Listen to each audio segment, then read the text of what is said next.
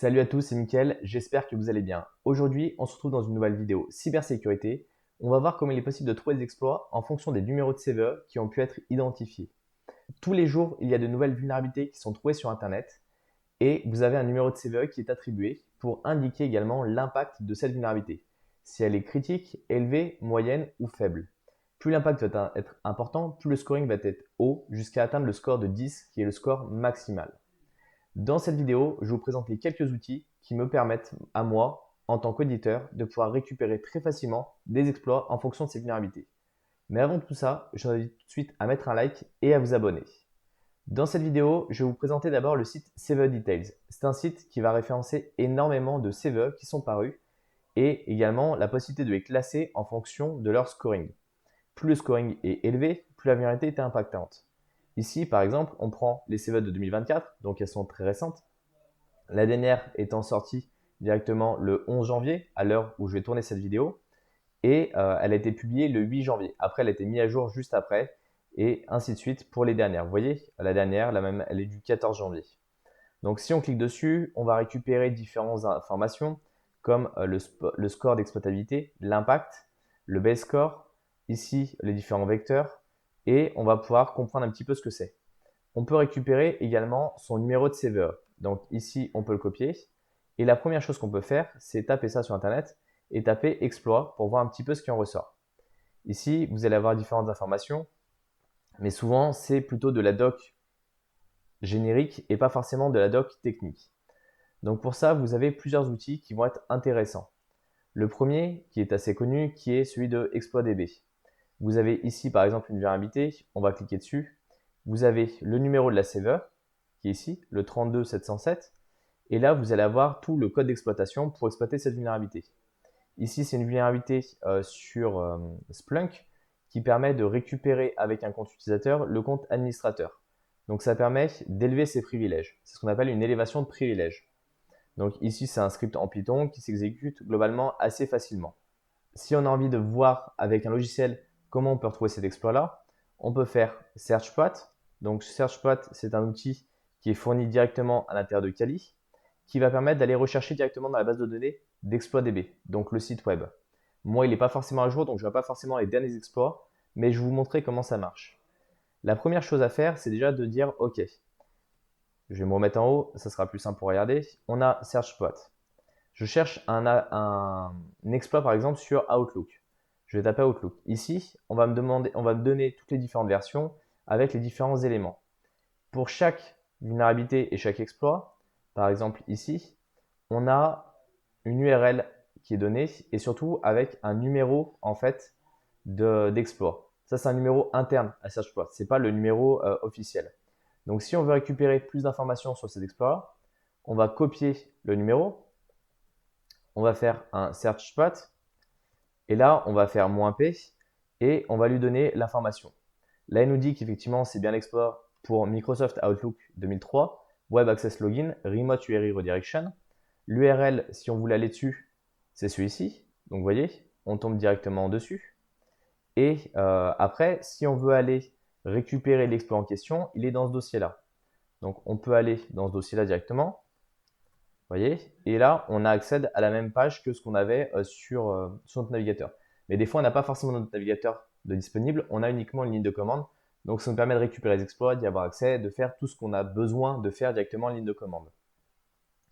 Après, si je veux avoir plus d'informations sur cet exploit, je vais faire un search path. Et cette fois-ci, au lieu de mettre le "-p", je vais mettre "x". Et x, ça va m'apporter directement le contenu en fait du fichier en question. Donc, on peut le faire avec un autre exploit qui serait peut-être plus grand. Donc, on va faire SearchPath, Apache. On va rechercher un plus grand, par exemple celui-ci. On voit qu'on a un script Python. C'est le 46 544. Donc, on fait SearchPath -x 46 544. Et vous voyez, là, on a tout le code Python qu'on va pouvoir aller récupérer si jamais il y a besoin de le récupérer. Vous voyez, c'est quand même beaucoup plus pratique de pouvoir naviguer comme ça dedans. Après, il y a un autre outil que je trouve très bien pour faire justement ce genre de choses. Moi, dans mon dossier exploit, et ici, j'ai un fichier, un dossier qui s'appelle SploitScan. SploitScan, c'est un outil qu'on peut trouver directement sur GitHub. Il est assez simple. Si on regarde le README dedans, Ce qu'il va avoir besoin, c'est le numéro de la CVE avec l'année et la référence exacte. Lui, il va aller chercher les informations sur la CVE et il va essayer de trouver directement les codes d'exploitation qu'il peut y avoir. Donc, je vous mettrai le lien directement dans la description pour que vous puissiez l'utiliser. Et là, ce qu'on va faire, c'est qu'on va faire Python exploit-scan et après, on va prendre un numéro de CVE. Donc, ce numéro de CVE, vous voyez, c'est le 2023 23 337. Il n'a pas forcément les tout derniers, mais il en a quand même un grand nombre. Ici, on voit que c'est une élévation de privilèges sur Microsoft Outlook qui a été publiée en 2023 le 14 mars. Il a un score de 9,8, donc c'est extrêmement critique. On est quasiment à 10. Donc effectivement, on voit bien qu'il est en critique. Ici, il explique qu'il y a de grandes chances que ça soit exploité directement dans la nature. Donc si vous avez cette vulnérabilité-là, il faut absolument la corriger très rapidement. Et ici, ce qui va nous intéresser, ce sont directement les exploits. Donc là, on voit qu'on a un 0D, donc c'était la première chose qui est sortie. Et on a directement les liens d'accès. On peut cliquer dessus. Donc la personne nous explique comment son exploit fonctionne. Et ici, on a un script Python pour exploiter. Alors, je ne connais pas particulièrement cette vulnérabilité-là, mais c'est quelque chose qui est quand même globalement assez intéressant. Vous voyez, on peut en cliquer sur un autre.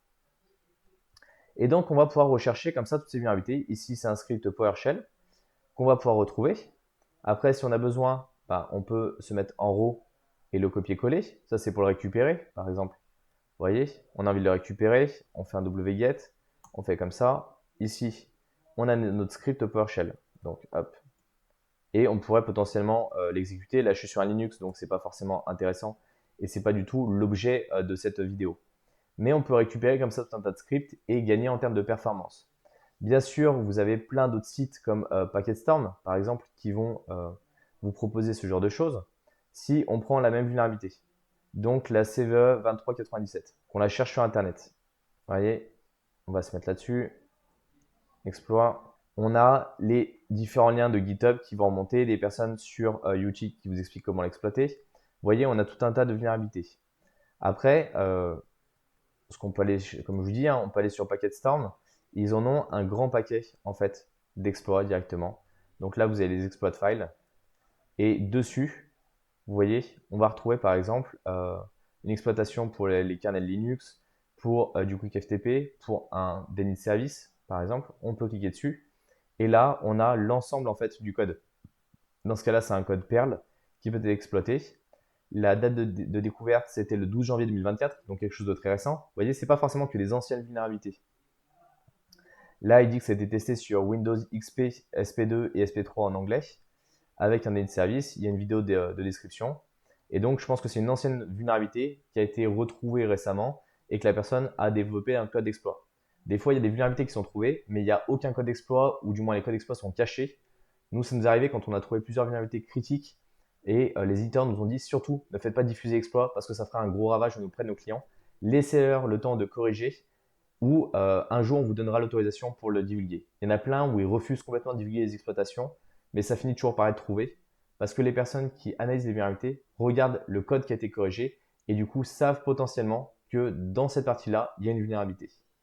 Dites-moi si vous connaissiez ces deux outils, si vous aviez l'habitude de l'utiliser. Pensez à mettre un like, pensez à vous abonner, récupérez le guide qui se met dans la description, il est offert et vous permettra de bien débuter en cybersécurité. On se retrouve dans une prochaine vidéo. Salut à tous!